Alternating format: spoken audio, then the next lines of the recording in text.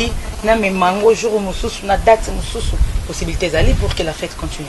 Ba date n'est à moi mon boulot. On se doit si week-end qu'on a tous na West Afrique.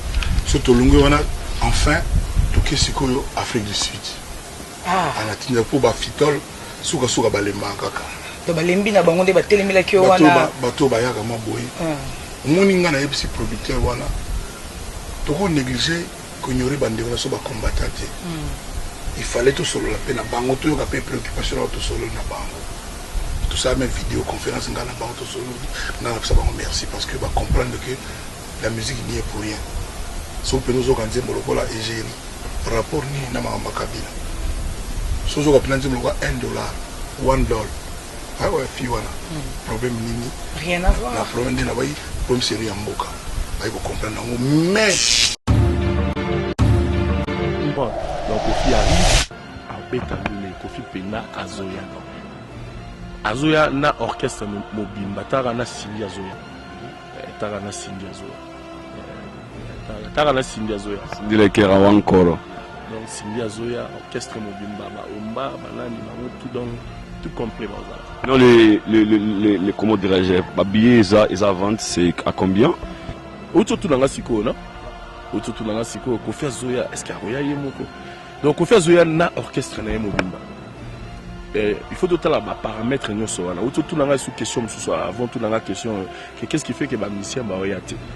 Vous comprenez? Moi tamba oyate pourquoi moni ba musicien tamba yaka esenga mbongo ebima. Héritier sala 1 mois ba musicien ba là en hôtel. Yemo pas là en hôtel. Vous comprenez? Ils ont des exigences au ba musicien ba yaka là.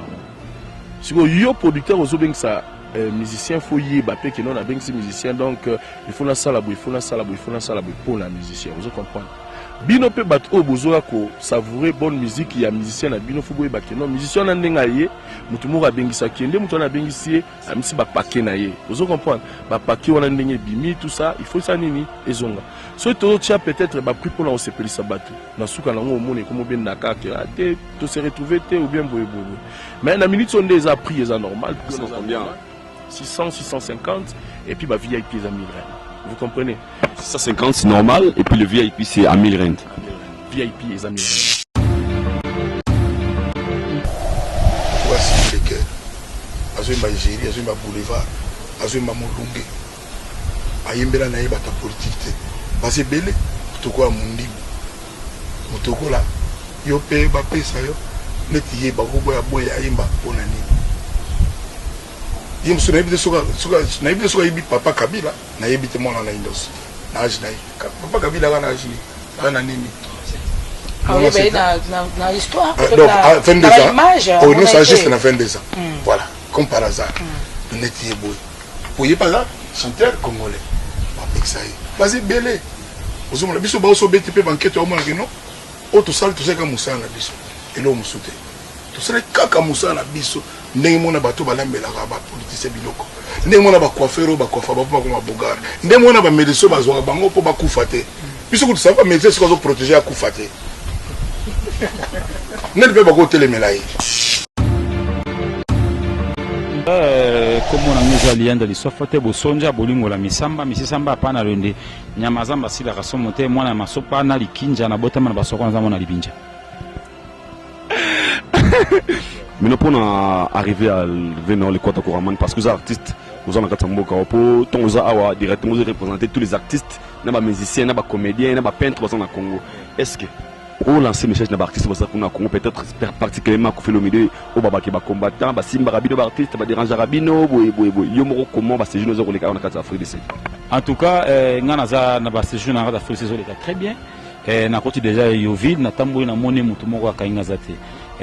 Na kutena bandeko na nga ba maître bazali bazana ngai ba famille na nga bazali na tambola leze nani na mibona bengo Zulu Babu alido Zulu Babu donc na tambola leze na kota Ugambela na kota Yoville na tambola na taku de na leki na maître Vandam na Yoville on prend les mettre dans la vidéo ça prouve que il est bézaté donc ils ont eu debout de peuple la foule c'est qui met vraiment dans bagana venant mon pas veut dire vraiment donc venant mon pas veut dire donc ngana yeka quoi donc veut dire nabigue concert à journée ça les 19 là les 21 vraiment mon pas veut dire écoute ngao quoi donc veut dire petit non veut dire liens veut dire aux alawana donc venant ngam podium mais veut dire vraiment donc on a vu on vient vraiment de petit bomba. Donc vraiment pas de me sanga bien quoi.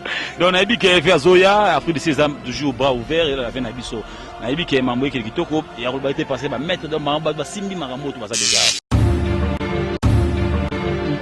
Ok, pour nous éclaircir le moment. Les gens doivent comprendre que on est les lots tous en mboka ya bato.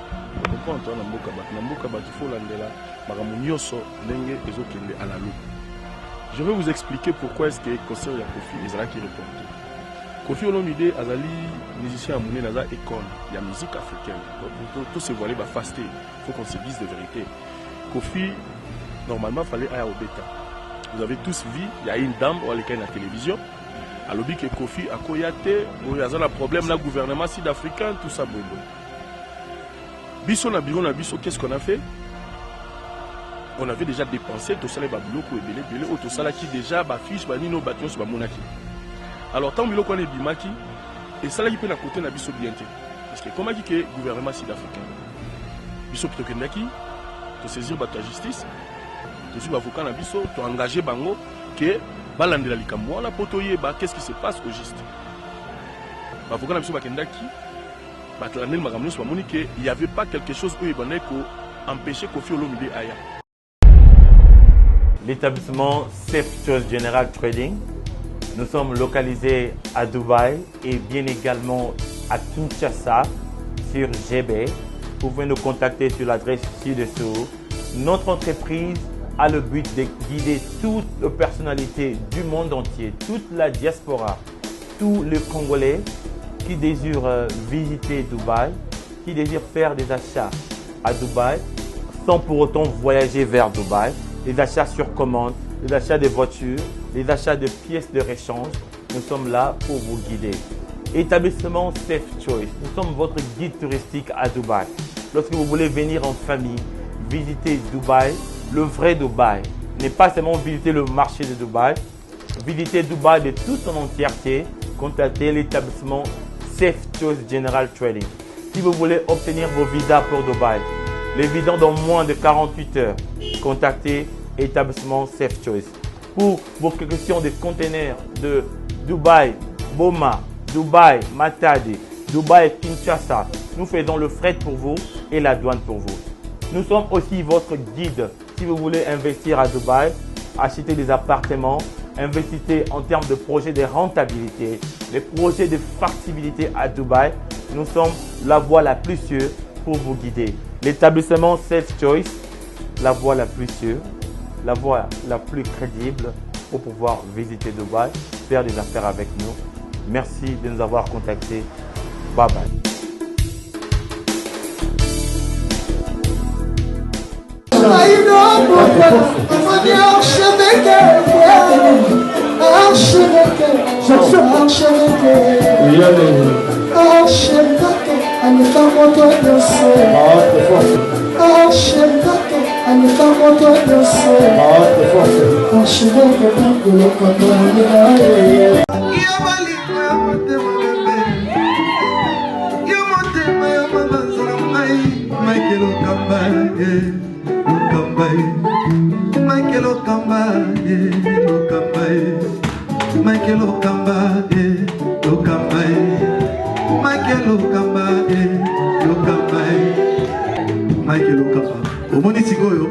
L'artiste, c'est l'improvisation. Na honoré dans l'émission. Africa Elengi TV, votre chaîne, l'incontournable, la star des chaînes.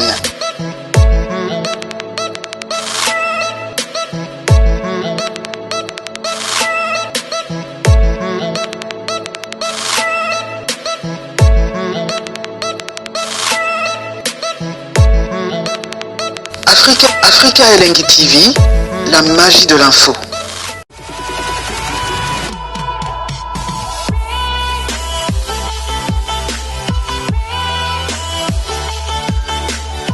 Lingi na memango jour mususu na date mususu possibilité zali pour que la fête continue. Ba date neza mo mobulu oso de sisi weekend kuna tozana na West Afrique. So to longo wana enfin to kesikoyo Afrique du Sud. Ah, ana tinda po ba fitol suka balemba kaka. To balembi na bango nde batelemela ki wana. Bato bayaka maboyi. omoni nga na yebisi producteur wana toko négliger ignorer bandeko na so ba combattant te il fallait tout solo la peine bango to yoka pe préoccupation auto solo na bango tout ça même vidéo conférence nga na bango to solo na ça bango merci parce que va comprendre que la musique n'y est pour rien so pe nous organiser molokola égérie rapport ni na makabila so zo ka planter molokola $1 ah ouais fi wana problème nini rien à voir la problème de na bayi problème série en mboka ba ko comprendre mais bango ba yebi soki za na congolais moko apesa bango raison Koffi Olomide parce que makambo balobaka pour na peuple ya Congo ya juste eza mwandambo pe nga pe na loba er moko erreur ya kaka malentendeur ya kaka pourquoi sikoyo na makambo na coupable za kaka musicien zo emanze mona ye mutu ka sindi le cœur azoyemba Algérie azoyemba boulevard azoyemba molunge ayembela na ye bata politique te base bele mutuko ya mundibu mutuko la yo pe bapesa yo neti ye bakoboya boya ayemba mpona nini ye mosu nayebi te soka yebi papa Kabila nayebi te mwana na indos na age na ye papa Kabila aka na age na nini na histoire donc à 22 ans on est juste na 22 ans voilà comme par hasard neti ye boye oye pas là chanteur congolais bapekisa ye base bele ozomona biso baosobeti mpe bankete omonake no o tosala tosala mosala na biso elo mosu te tosala kaka mosala na biso ndenge mona bato balambelaka bapolitisien biloko ndenge mona bacoiffeur oyo bacoiffa bapo bakoma bogare ndenge mona bamédecin bazwaka bango mpo bakufa te biso kutu sava bamédecin soki azoprotege akufa te neti mpe bakotelemela ye bango bayi bato bakoboma bango memi nzala mpe ekoboma me balambela bango bacuisinier wana bachauffeur bapilote ya bavion bakosala mpe teke asaliki kamikaze ya biso kutu vraiment so peut-être biso tout dans ba docteur ndenge mabete ba docteur ba bamilanga ebele asimbi bomo ya moto moto bato balingi te azosala bato yo soko osovaka ye mpe se kisi ya faux combien peza kisi ya mabe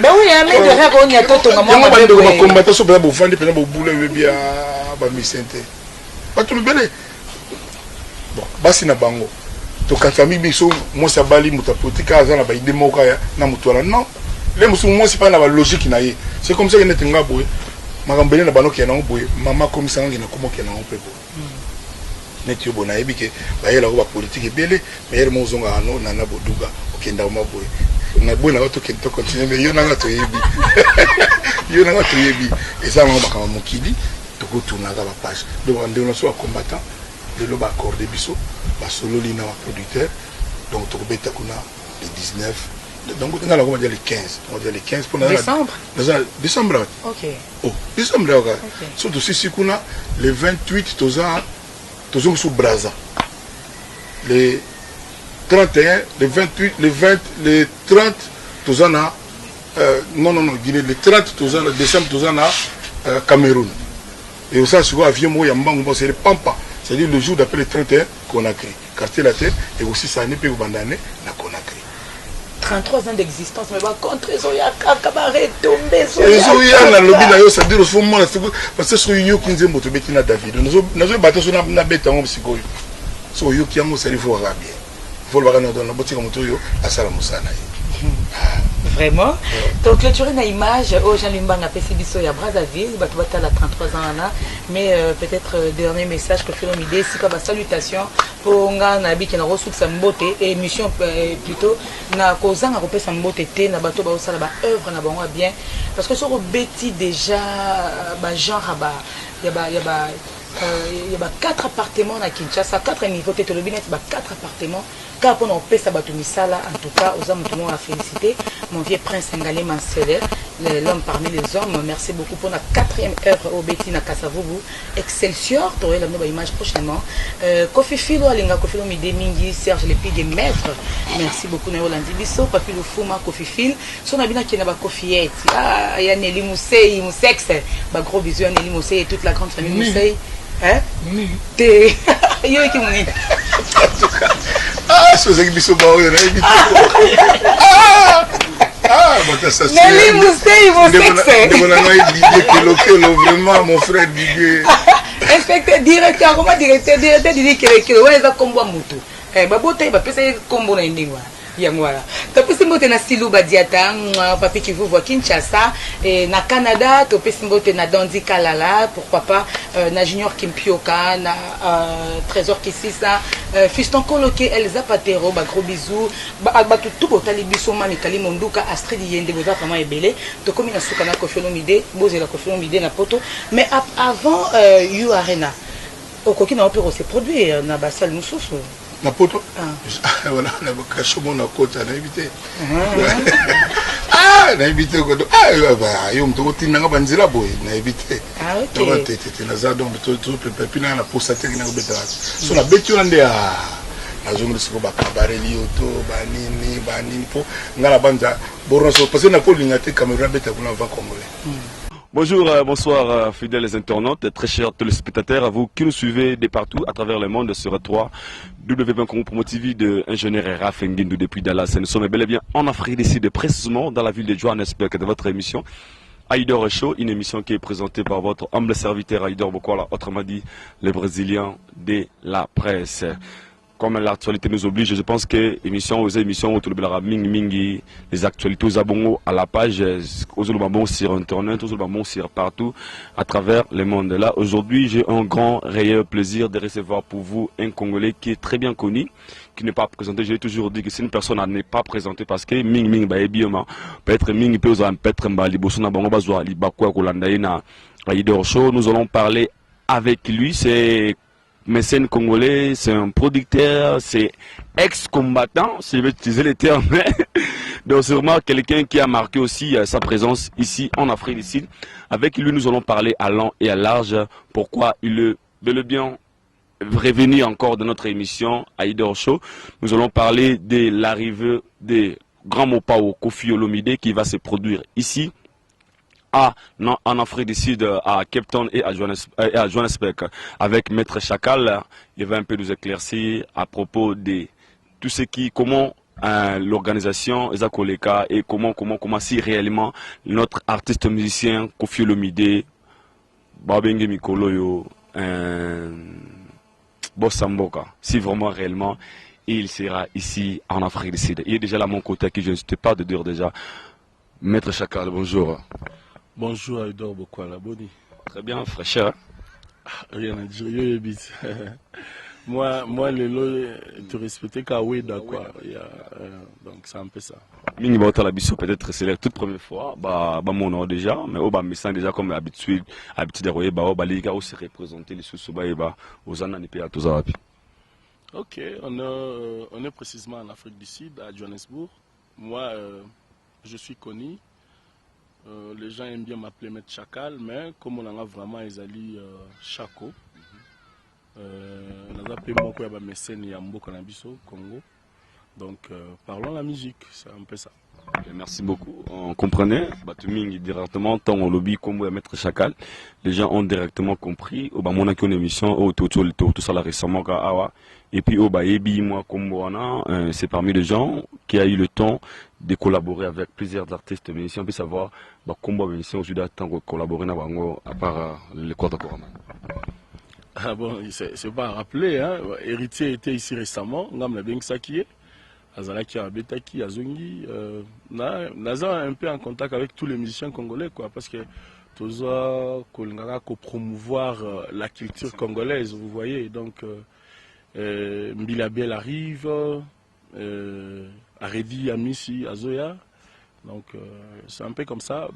Musicien basé Belo to Solana Bango, par rapport à la musique na bangonde tolobaka keno musique ezonga lango quoi, bien que batomsu ba comprendre non bien te mais nous les nezonga pour preuve héritier était ici, il a joué azonga Koffi Azoya déjà mais mission tout ça là qui ne le cas qui s'était prévu qu'il vienne pour à performer le 6 et 8 mais moi il y a eu perturbation par rapport il programme na programme il y a place où il fallait être dans convention center. On a tout confirmé, c'est normal, donc il y a un moment même la publicité bandit déjà. L'image que vous voyez là déjà, il y a une image affiche, vous avez bon affiche en vidéo pour arriver à Koffi Olomide. Na lingi à votre côté on a point à Koffi Olomide, tout ce qu'on a point à Yomoko, étant que mécène, au lobby ne bandelepi, producteur qui a eu mieux travailler avec plusieurs artistes et musiciens, notamment Héritier Watanabe. Les production au pays, ça qui peut être comme on faut le vraiment clair. Au Bimisa qui peut na monde il y a production, au avec Maître Chacal. Par rapport à des réalités, depuis Retour Héritier Watanabe na Kinshasa, on n'a pas encore connu comment dire, on n'a pas encore reçu un artiste congolais ayako se produit awa ndengu bola kaka biso kebabi musique congolaise et zongi vraiment officiellement awa na kati Afrique du Sud, notamment Cape Town, Pretoria, Durban et puis Johannesburg. Mais on a remarqué depuis Retour Héritier Watanabe, ça fait plus de 8 mois. Tout le monde a concert, le sous-souté, moi, silence avec ma casse. Que c'était des raisons. Vous attendez seulement que Koffi Olomide aya, ou bien il y avait un peu de lacunes par rapport à, il y a binoba entre vous, des combattants en Afrique de l'Afrique du Sud. Non, il faut, au moins, dans la démocratie, il faut qu'il y ait la diversité d'idées. Vous comprenez? Donc, les gens, Togo Zalara a tendance, mon côté, vous voyez. Bisoto c'est logo ba msusu pe bakolo ba te logo bo saleza bien te mais bien que ba leza bien te et ko empêcher bisoto sala ngote de la même manière pe bango so ba limba sali kamuna bango to ko empêcher pe bango ba sala ngote. Vous comprenez? La musique ezonga parce que musique ezonga Héritier était ici à Betaki à Zongi ceux qui ba musicien msusu ba oyate c'est par rapport ya ba producteur. Vous voyez biso na maison na biso Tobandai kotala nani akoya, vous comprenez? Na minute sonde zawa bossa mboka kaya musha po awa, veut dire bossa mboka kaya musha kotoyo. Na ndenga Congo bossa mboka Koffi Olomide ba beti symbiose wana de bomona lelo ba résultat na ngo ezali po Koffi vraiment taga yemonda lo ba veut dire Koffi vraiment donc aza musicien moko ya munene aza icon ezali mambo ebele lo bamaki il a fallu to la de mwana nyoso à la loupe. Côté na biso tous à la perdante, côté na EPA à la perdante. Alors on ne pouvait pas faire quelque chose mbangu sans pour autant toyer les tenants et les aboutissants parce que makambo banda olobama. Mais juste après qu'on lande la makambo on a conclu que non na minute Koffi aza libre à koki ko beta musique na e akoya c'est ainsi au moment to bimisi ba fiche makambo nyoso donc concert est confirmé que Koffi Olomide arrive. Mais pour na ba producteur mususu aza na posa obengi sa musicien mususu abengi ici pour preuve tempête du désert poison Kasereka abengi si Redi Amisi pour na ouverture c'est confirmé. Taga poison veut dire talaga poison. Tu regardes la question. Tu n'as répondu pas talaga poison. Tu regardes la question. Talaga poison. C'est confirmé. C'est plus que la confirmation. Merci beaucoup, comprenez, c'est Chaka, ça se passe comme ça dans Aïdor Show. Cette émission déjà fera plaisir à mon vieux Obenzao. Représentant valable à Yamatete, mon vieux Obenzao. Là je vois Serge Keta, BCBG, Serge Keta, Ben Olondo et tout. Bisogi aux Anabatuana, au Van, Papa bonjour, Nakata Cape Town, Papa bonjour, les seuls et l'unique cadre, Osoke Meli, Laura Malili, Nakata Cape Town Park, Papa bonjour, salutations de la part de Aïdor Bokwa, les Brésiliens, et mon vieux Koudé Mampaka, on a ma base quoi, on est ensemble. Maintenant, Maître Chacal, mais plutôt soit les combos et à Koffi Olomide. Je tiens déjà à leur signaler que Koffi Olomide c'était prévu le mois passé, si je ne me trompe pas, à se produire les 6 et les 8. Avant nos yango, ils ont prévu il y a 2 mois passés encore. Maintenant, les gens se disent que le changement va date qu'on rapporter. Ils ont vraiment dit il y a quoi. D'autre part, les gens maintenant s'inquiètent. Fiche bimi Koffi a été.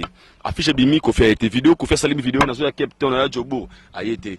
Maintenant, les gens là justement pas dans le bango sincèrement, les gens maintenant comme à moi doute par rapport à la production Koffi Olomide. Ils disent que réellement Koffi Olomide a royé dans Afrique c'était par rapport à des raisons que eux savent.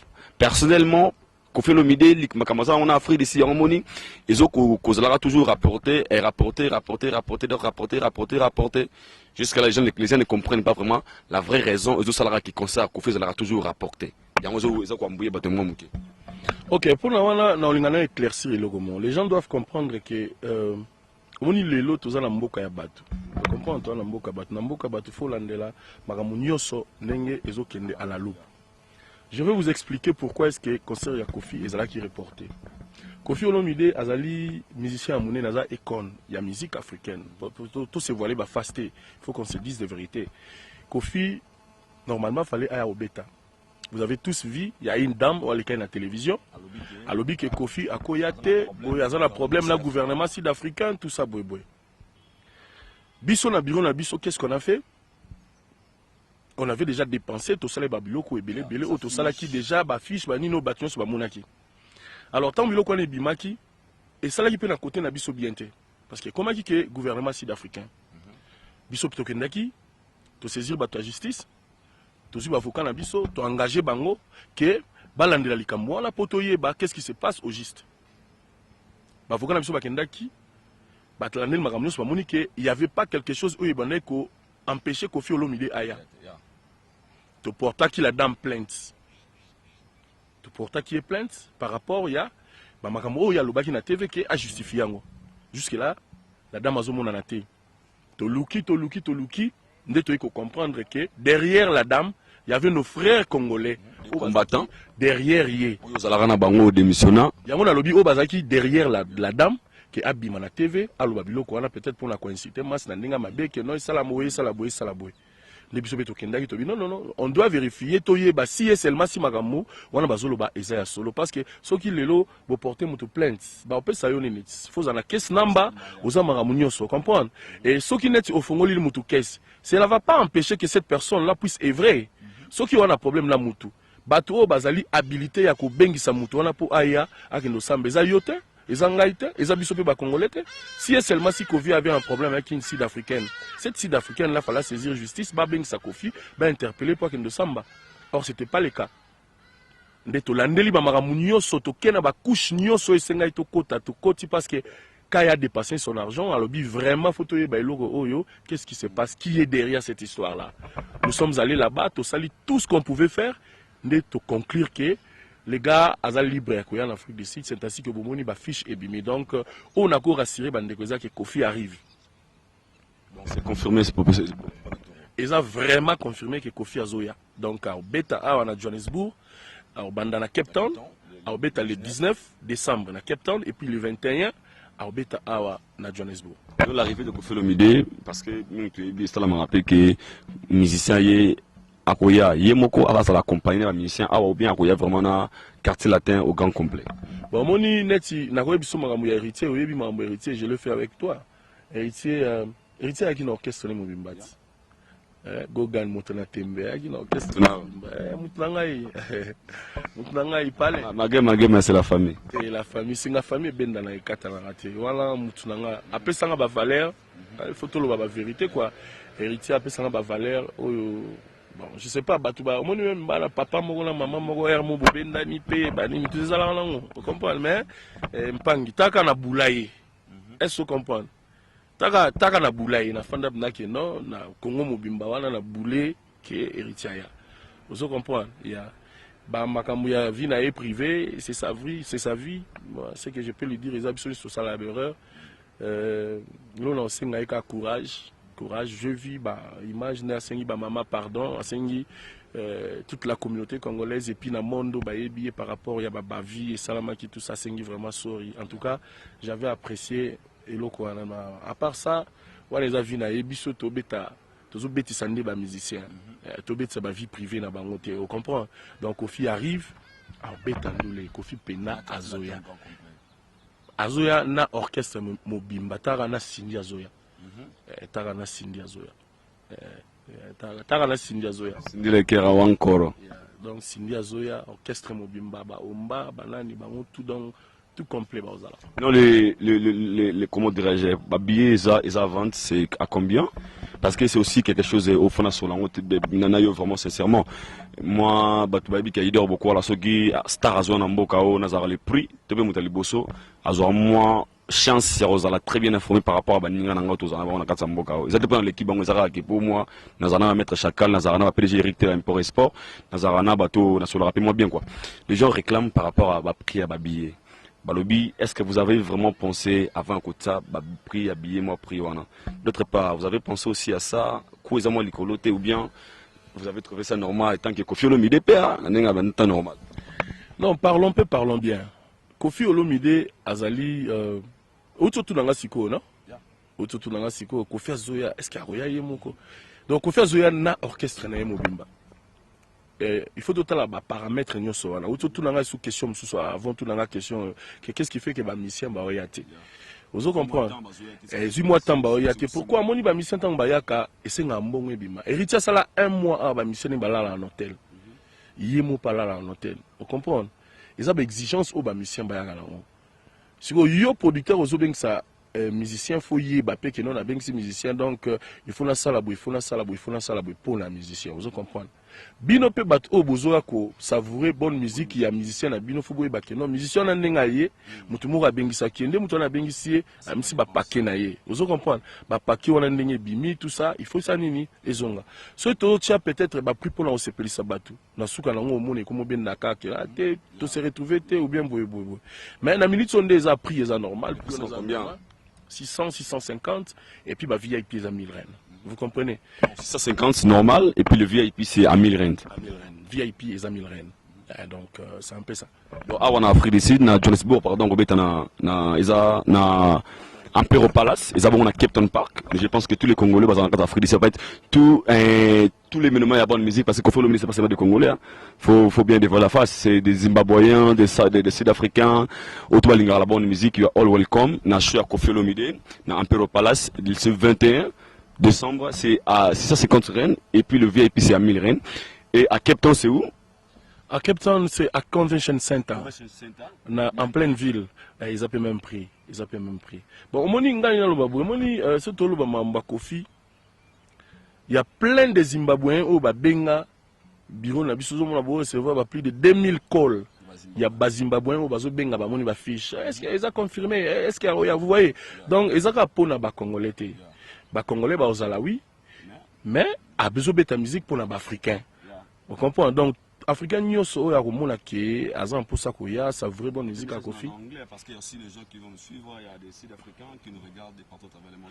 No, just I want just to tell everyone that whoever want to come and see Koffi Olomide, Koffi is coming there. He's coming in South Africa. He's going to perform here in South Africa. He's going to start in Cape Town. He's performing on the 17th. No, the 19 and 21. And 19 Cape Town is going to perform in Convention Center in town, and in Johannesburg he's gonna perform on the 21st in Impero Palace in Cape Town Park. Yeah. You guys are welcome, all welcome. If you are from South Africa, you are from Zimbabwe, you are from Tanzania, so you are from Africa. I know some of my friends that are from South Africa and from Zimbabwe.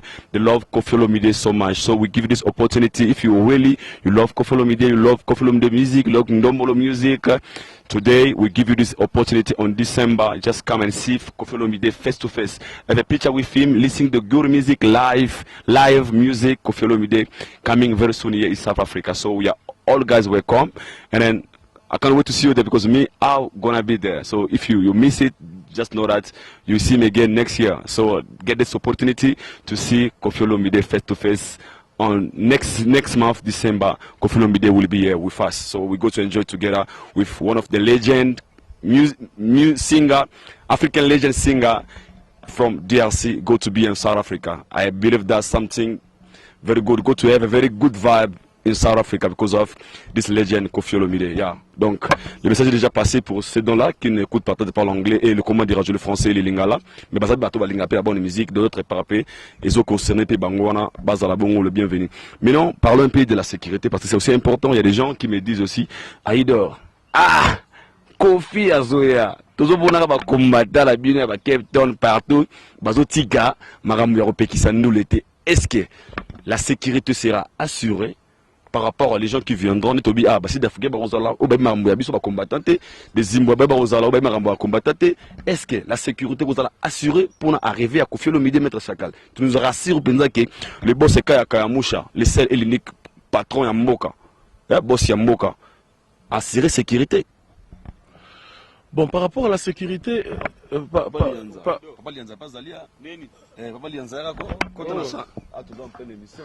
comprenez-le, c'est Papa Lianza. Papa Lianza.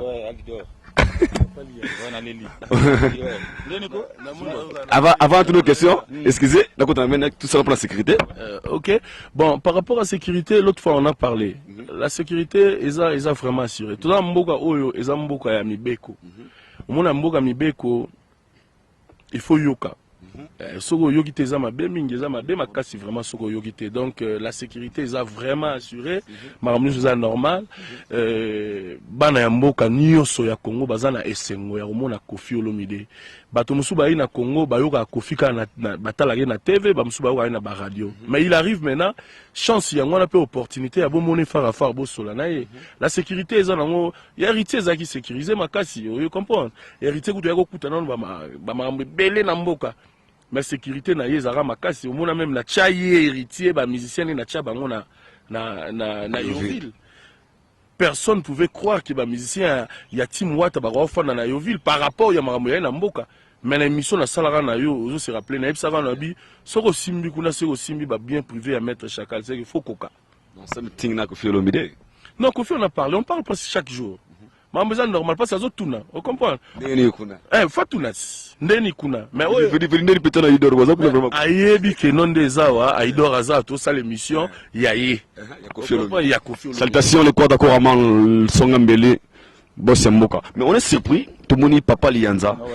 Comment on ouais, comme on a ngeza lianda lisofate bosonja bolingo la misamba pana rende nyamazamba sila kasomote mwana masopa na likinja na botama na basoko na zamona libinja.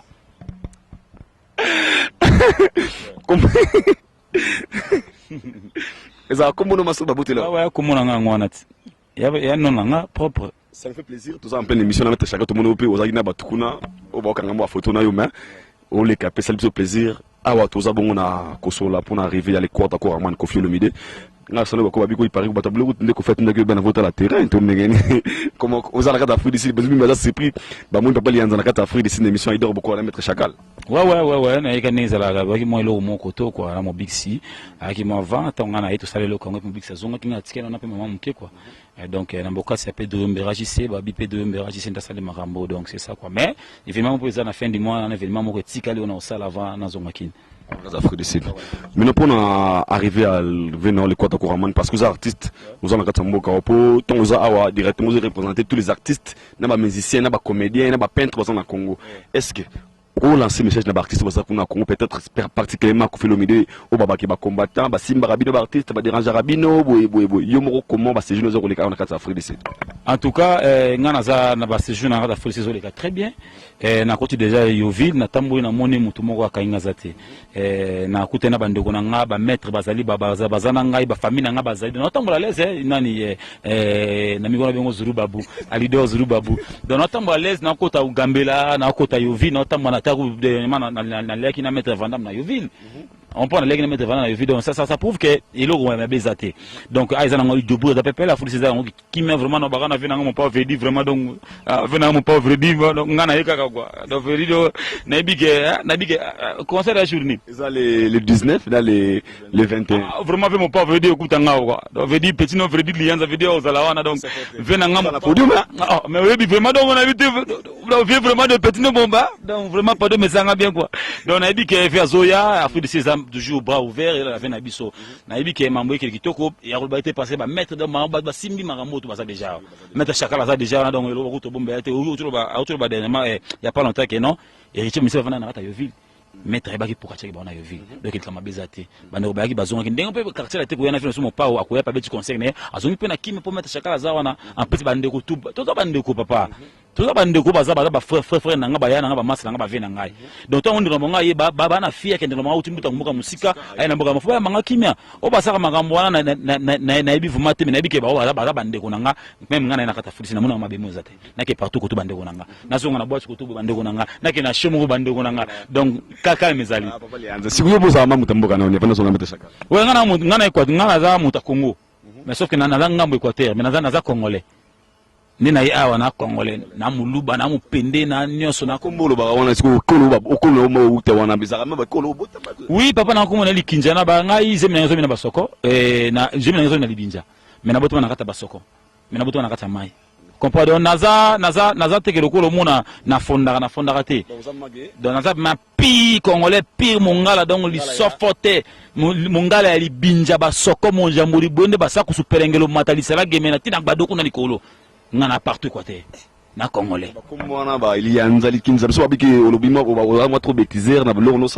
Non, non, loin de là, oh, tu n'as pas ngala ba soko ba eliza ezamboka ba kolo ba soko ezali, libinza pe ezali. Eza eloko ngana na betiste. Kombo na ngeza lianza lisofote akokoba na ngaki chef coutumier village natal.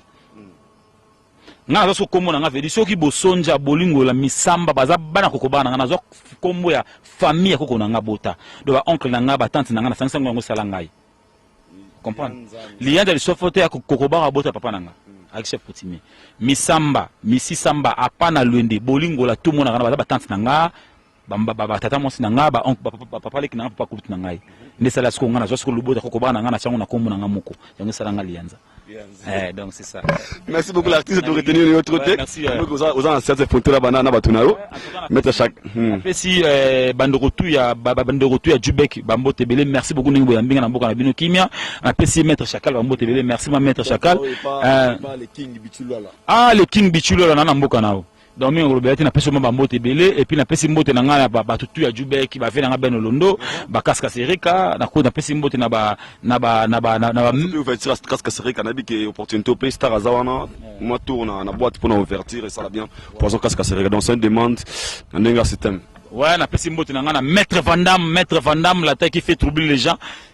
Sans exception, mais sauf l'un de les sauf hôtels, ngana banga taille on a été dit, ngana mutazamba. Et puis na pesi mbote na ba nanayo Zulu Babu. Et puis pendant succès na pesi mbote na maître Chakal na yembela maître Chakal na yembela yo maître Chakal na yembela yo maître Chakal na yembela yo oh maître Chakal akati kata bao ndengari sembe vena amo Paul Quadra tokozana concert na bill a foot des Zoinda. Merci l'organisation en tout cas leader maître Chakal merci na mon organisation de salma pour na vina ngamo Paul na Afrique du Sud awa football arabino en tout cas merci beaucoup Lianza. C'était là l'artiste Lianza misisamba apana le mbali sofote les arabétistes les akomona botele aza wana kata Afrique du Sud avant na hotel ka pemeni à tout ça l'émission. Azan c'est des photos qu'on a à Monica émission ça va bien até Aider Azan a format moté et pas venir les grands papa à rassurer bisopeke Azan awa na ba séjour na très bien. Je pense que Aider Show o ami balega oyo to yamba bongoye notre invité principal il va tout nous expliquer par rapport à carrière na Aouta pe banda wapi. Je pense que émission on est aux émission Morobo na au dédié on pas Rachel Ramsey 001 et why not habituel de Djoboura l'ami et bureau de maître Chakal Charles Jamboka. Je dis et je le reconfirme, je pèse bien mes mots. Maître Chakal, ça on est comme un petit nauton de kono artiste. Ah c'est fort. Na seki fort. Na seki na bika ya kalinga biloko kaya alinga ko seka fort. Ya seka kaya. Taka ya seka na silika te. C'est quelqu'un alinga place aza moni na environnement na ebozo seka yemo na beta bino masola ko seka banini tout ça donc je sais qu'il va aimer donc na otala na osola na yepe peut-être le roi arozala wa alobi na bi alobi azala wa ti fin de l'année hein non ti ba 4 décembre normalement mais alobi azana ndule donc na otala ndeni na solana le boss ka ya musha tout la ndeni toko brusquer le moko akokoma pe na Cape Town donc na aussi prendre na se pelisa kalinga biloko le boss kaya musha babi boss ya mboka donc salutations à vous de la part d'Aïdor beaucoup les brésiliens ba mbote comme rara maintenant ça so komisa ngo pe ça la vrai na bi ki wana patron mboka to kuta na biso nyoso wana obalinga la bonne musique batammo nyoso obalinga VIP obalinga Koffi Olomide obalinga Kota Koraman na lobara mingi eloko Koffi Olomide aza artiste musicien congolais o aya na mboka oyo azwa 4 kora yanga comme benga les 4 koramani donc c'est un pays o atika moi elembo donc arrivé na ebe awa tout là que ça va sud africain vraiment que ataza musicien pour na ba africain nyonso mais il est vraiment moi na biso to papa na biso to ya na biso to ndeko na biso congolais tout là que c'est bolingo wana auto missier depuis des années lelo aluta suma kone awa na kata Afrique du Sud mboka oyo asala ba exploit tout là ça Koffi Olomide vraiment que on l'aime bien et tout l'ingra musique naie que saluana fait bukana donc saluana vraiment na Cape Town oh awana Jobour va sentir vraiment que le patron en mboka na zobeta musique donc vous êtes tous le bienvenu pour un concert ya Koffi Olomide les Quadra Koraman. Sur un mot de la fin maître Chakal na bato ba na biso partout à travers le monde quel est le message prévenant d'abord de la personne du mot de Koffi Olomide oyo aza ko rassurer ba mélomane to ba fanatique to bato nyonso baza prêt na kati Afrique du Sud. Bon, Kofi, message nezaka message à paix, hein, azo sepela, aza vraiment en anglais excited, even over excited. Donc aza vraiment ya sepela que non ma préparative est bien tout ça et aibi que non marambo le kanango très bien. Aza na ya sepela que non ba congolais boya to savourer musique ya Kofi Olomide oyo toyoka ba trentaine d'années passées. Boya pena boyo kango message na ko pesa zaka ke message ya kimia message ya paix tozomona bande ko na biso lelo bazola la libanda omona bande ko na biso bazo souffrir, ça fait très mal, ça fait vraiment mal au cœur que omona bande ko no bazo souffrir boy to pesa message ya paix to tika ba message ya division eza bien te ko kabwana eza ko profiter na diable ko kabwana biso eza ko profiter na diable na uti ka message bo ba to tinda mutatindi message wana na ndango lelo na tongo papi sukami autotindango ke ya bandeko babanda olala libanda bana soki misatu babungi na océan tout ça ebembe moko ebimi bamsu ezomona na te tu vois biloko ndengo na eza biloko apasi ça fait très mal, OK, et ça pena pasi donc message on a kopesa zaka keno to lingana to tika ba message au kabwana eza bien te biso tout toza bandeko toza ba congolais to kutani na étranger to komi bana papa moko mama moko o aza na problème. L'autre fois je vous ai dit bandeko baola la libanda wana la personne oiseau support bango ezakaya. Vous comprenez? Ezakaya. Pour que ça non boya bazui à manger biloko na bango bazolia tout ça bobo kaya zo sala on intérêt ni ya bandeko na ba congolais et pourquoi to soutenir ba œuvre na été. Na peso exemple. JB Mpiana est venu jouer ici en Afrique du Sud. Personne l'a touché. Pourquoi? Parce qu'il y a beta pour la Malawiti.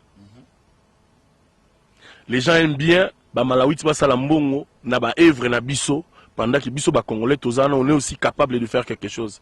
Ça c'est la sorcellerie pire et simple. Vous comprenez? Nul n'est au-dessus de la loi. Moi je pense que si tu as un problème avec moi, viens règle le problème avec moi au lieu de passer derrière quelqu'un pour comme ça on a des problèmes au boisa bien tu. Et ça normalité. Il faut qu'il vienne ici, il a joué. Il faut qu'il vienne, il a joué. Bamakamo Bobenga ba soi-disant ba frère en Christ, vous voyez ce qu'ils font, non? Vous voyez? C'est pourquoi Kokabola, on est tous des Congolais. Moi je pense que ce Moutalanga alanga est vrai botika ya salelo ya salara. Au Toubandé Koluka na Congo, c'était l'alternance, toujours déjà. On a un président congolais béton. Lelo tant on a eu ça comme un concert et zongi, c'était parce qu'il y a eu une vision à gare wana to solo la naie. Notre président aujourd'hui, c'est good. Félix Béton, to solo la naie. Lelo tout le monde a gratuité enseignement na Congo. Faut zaka monter mamabe pour boya ba evre wana. Vous comprenez? Les gens parlent de ces voyages, mais il vous a expliqué. Bah retomber à voyage, on les voit tous. Vous comprenez? Tous à la bisonioso. Lelo n'a aucune introduction au lobby qui est ex-combattant. Non, non, Naza Congolais, bah combattants ce sont mes frères. Naza la bango chaque jour, Nalia kana bango, to discuter rappel na bango moi muke ba makambo ma solo ya mboka. Vous comprenez? Bien que ne kana bisakio mutu na mutu togoza la même opinion te. Vous comprenez? Bango ba sala o bango ba moniza bien pour la bango, biso to sala o ya eza bien pour la biso. Vous comprenez? Na ministre ngai na lia kana production, ngai na lia kana musique. La ministre Kofi Azoya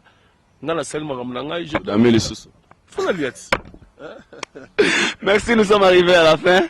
Nous sommes arrivés à la fin. C'était un grand réel plaisir pour moi de vous avoir dans cette émission d'Or Show. Comprenez, quand je lui reçois dans mon émission, ça me fait vraiment un réel plaisir. Parce que avant d'avoir une émission à l'aise, Zalara, Jomo Bouya combattant, a télé la musique. Oh, la musique! Notre toute première émission de Salanae, ils ont une émission de délibération. Il y a libération, pardon. Il y a la musique congolaise en Afrique du Sud. Et puis c'était réellement vrai. Tant que le musique et zongi, c'était clair et net.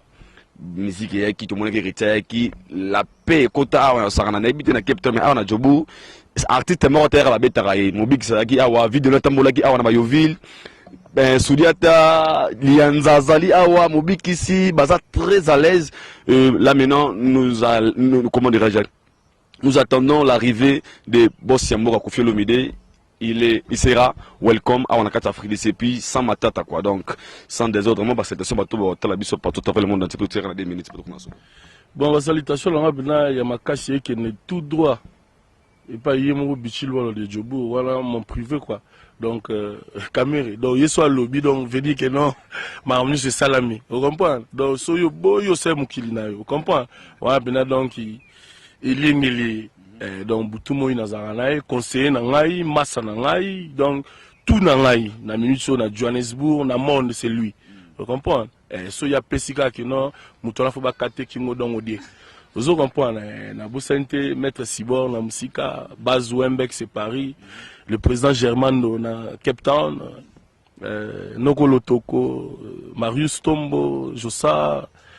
Basé belé donc balama ina belé baza on ba on attend qui va comboter donc bobo ça prend na ngati boza mo belé quoi mais na lingi binonyo son président Dali ala mo na masa nga Guilin Kapongo wallet magique na minute oza a osaganate donc so lobby sur Mercedes Asika donc Guilin Kapongo mon vieux salutations ce que vous allez donc na pesi bambote na batu tout bazolanda ngai donc na pesi bambote na Gogan héritier Watanabe donc on est ensemble les frères.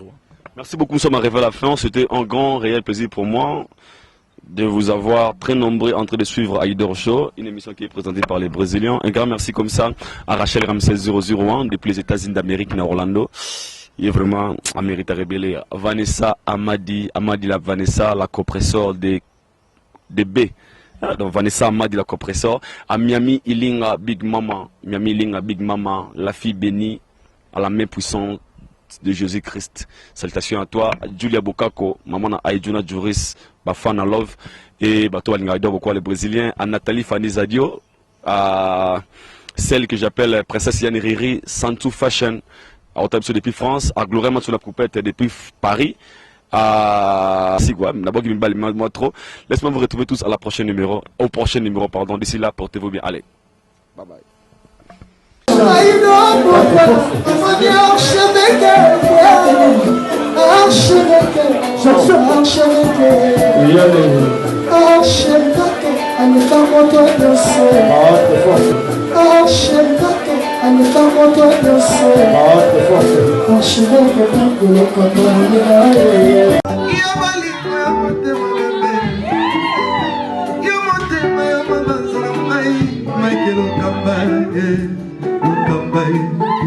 Michael Okamba, Michael Okamba, Michael Okamba, Michael Okamba. Au Monitigoyo, l'artiste c'est l'improvisation. Na honoré na émission na yo. Africa Elengi TV, votre chaîne, l'incontournable, la star des chaînes.